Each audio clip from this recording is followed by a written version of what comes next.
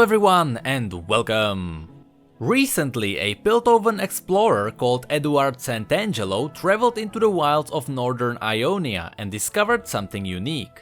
An ancient race of chimeric beings known as the Vastaya. It is through his chronicle that we learn what he saw during his adventures. So let's go through Eduard Santangelo's Vastaya field journal. His story began by landing on the shores of Ionia.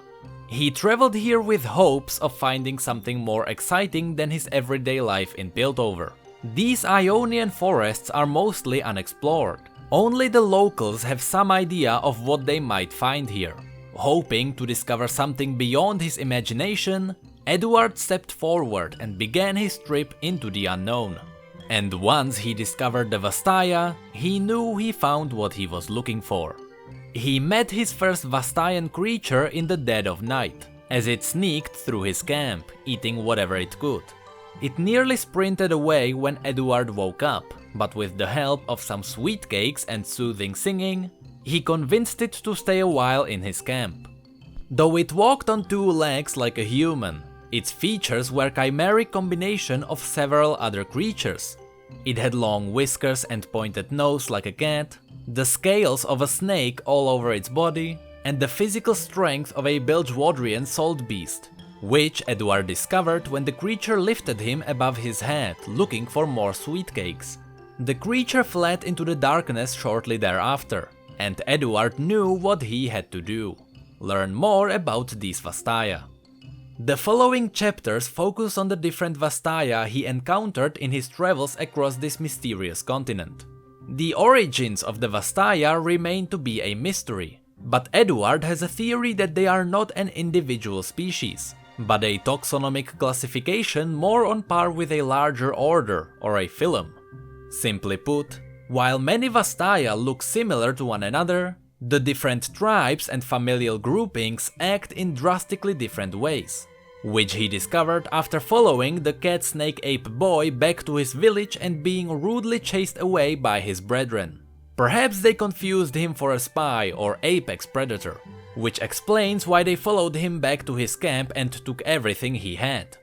Days after his encounter with the Vastaya, Eduard followed the Whispering River, so named by himself because it was very loud, and like many sophisticates, he also had a penchant for irony. After a while, he found another village with entirely different tribe. These Vastaya had the squeezable furry faces of otters, but the lower growth of seals. After he successfully attempted to give them his glasses as a piece of offering, since many of the creatures carried bags full of shiny things, he tried to bond with them by saying, "I come in peace and will do you no harm."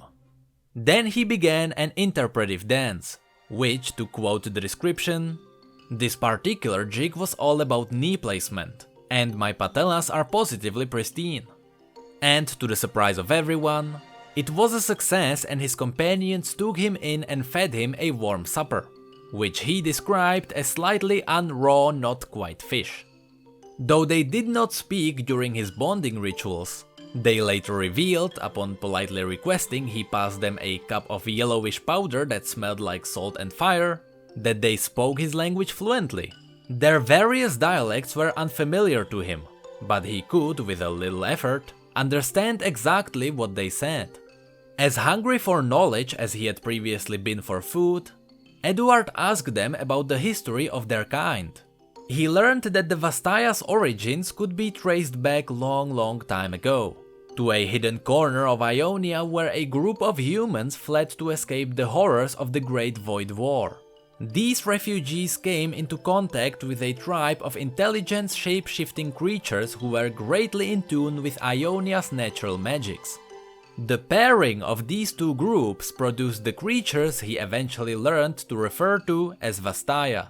Over time, these creatures settled in a variety of regions and therefore adapted their forms.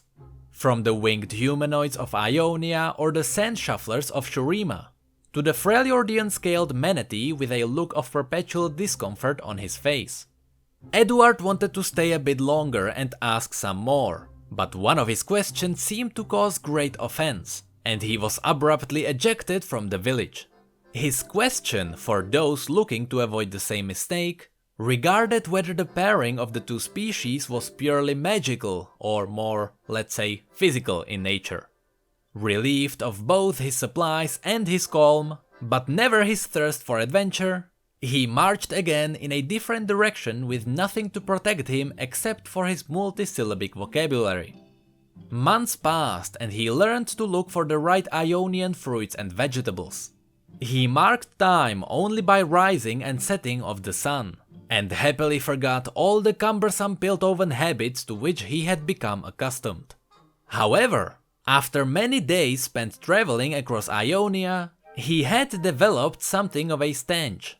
So he paused, got rid of his clothes, of course after checking to make sure he was alone, since a gentleman never forces his own nudity upon others, and stepped into a nearby lake that smelled of berries and grass. It was there that he saw the most wondrous thing he had ever seen his entire life. Far more human than any Vastaya he had yet seen. This creature bathing on the opposite shore had the ears and tails of a fox. She had no clothes, and Edward left his description vague so as not to offend his younger or more sensitive readers. She was simply very, very much like a female human. Very.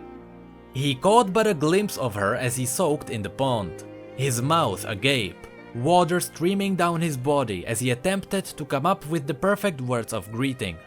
Soon, however, a rustling in the brush behind him gave him a scare. He turned, but there was no threat brave enough to show itself. He turned back to find the glorious foxwoman was gone, leaving him with nothing but questions.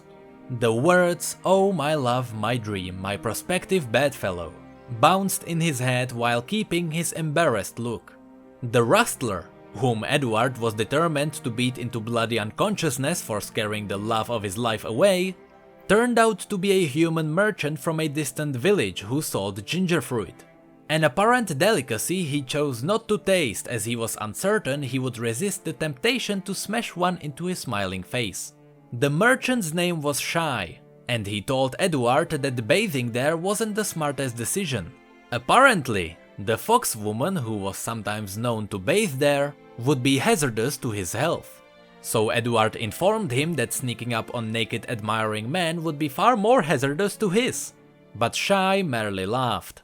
After he dressed up again, the merchant agreed to lead him back into human civilization and answer few of his questions, in exchange for his head. He informed Edward that his family had known this strange woman for generations.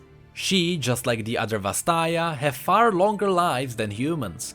Some say they can live for thousands of years, and some even say they may be immortal. It was Shy who informed him about their Ionian name, the Vastaya. Up to this point, Edward called them the Phantasma.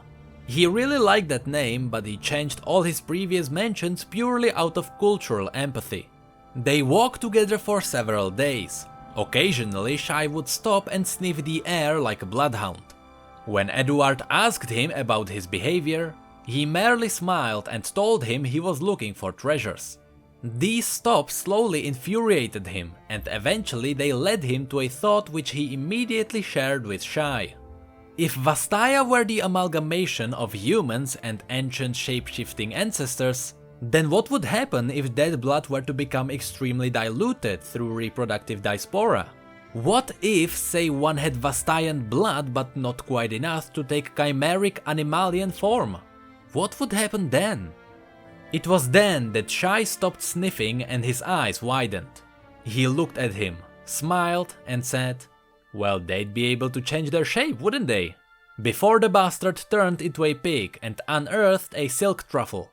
Edward couldn't believe he met an actual shapeshifter and 3 different kinds of Vastaya in only few months. He couldn't help but note, however, that transforming pigman was a considerable step down from curvaceous foxwoman. At this rate, the next Vastayan creature he sees could likely resemble a walking roach. He spent the last several months scouring Ionia for any information on the Vastaya species, in an attempt to create a taxonomic guide to Runeterra and its fauna. Though he collected an incredible amount of information on the Vastaya, there is much left to be discovered. But for now, it was time to move on. Edward wanted to focus on other creatures of Runeterra. Those horrifying sentient weapons known as Darkin, the corrupting creatures of the Void, those elusive fey creatures of legend, the Yordles. You can rest assured Edward Santangelo will be here to tell their stories. Weeks after submitting these stories to his editor, Edward embarked on an unofficial return trip to Ionia to, in his words, ask further questions of the fox-like woman, purely for the purpose of a second edition. However, Edward was kidnapped by a tribe who called themselves the Knavery Brotherhood. He was able to convince them not to execute him instantly, but he sent a letter asking his editor to send back all the profits made with his book. So the editor sent what he requested, a handful of pocket change and a spoiled sweet cake. But they have not heard back from him since. And that was the story of Edward Santangelo, the guy who potentially got kidnapped by the newly teased champion. If you enjoyed this video, feel free to click the like below and subscribe in case you'd like to stay up to date with all the new lore. You can also follow us on Facebook, Twitter and join our Discord. Thank you all so much for watching and for your feedback, you know I really appreciate it. And as always, thank you, come again.